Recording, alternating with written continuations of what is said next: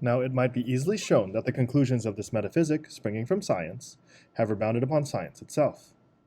As it were, by ricochet, they penetrate the whole of our so-called empiricism. Physics and chemistry study only inert matter. Biology, when it treats the living being physically or chemically, considers only the inert side of living. Hence, the mechanistic explanations, in spite of their development, includes only a small part of the real.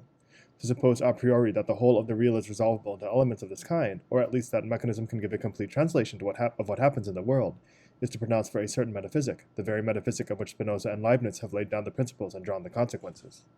Certainly, the psychophysiologist who affirms the exact equivalence of the cerebral and the psychical state, who imagines the possibility, for some superhuman intellect, of reading in the brain what is going on in consciousness, believes himself very far from the metaphysicians of the 17th century, and very near to experience, yet experience pure and simple tells us nothing of the kind. It shows us the interdependence of the mental and the physical, the necessity of a certain cerebral substratum for the psychical state, nothing more. From the fact that two things are mutually dependent, it does not follow that they are equivalent. Because a certain screw is necessary to a certain machine, because the machine works when the screw is there and stops when the screw is taken away, we do not say that the screw is equivalent of the machine. For correspondence to be equivalent, it would be necessary that to any part of the machine, a definite part of the screw should correspond, as in a literal translation, in which each chapter renders a chapter, each sentence a sentence, each word a word. Now, the relation of the brain to consciousness seems to be entirely different.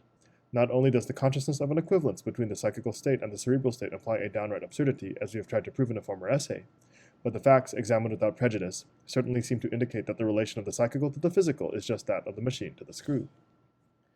To speak of an equivalence between the two is simply to curtail and make almost unintelligible the Spinozistic or Leibnizian metaphysic. It is to accept this philosophy such as it is on the side of extension, but to mutilate it on the side of thought. With Spinoza, with Leibniz, we suppose the unifying synthesis of the phenomena of matter achieved, and everything in matter explained mechanically. But for the conscious facts, we no longer push the synthesis to the end. We stop halfway. We suppose consciousness to be coextensive with a certain part of nature and not with all of it. We are thus led sometimes to an epiphenomenalism that associates consciousness with certain particular vibrations and puts it here and there in the world in a sporadic state, and sometimes to a monism that scatters consciousness into as many tiny grains as there are atoms. But in either case, it is to an incomplete Spinozism, or to an incomplete Leibnizianism, that we come back. Between this conception of nature and Cartesianism we find, moreover, intermediate historical stages.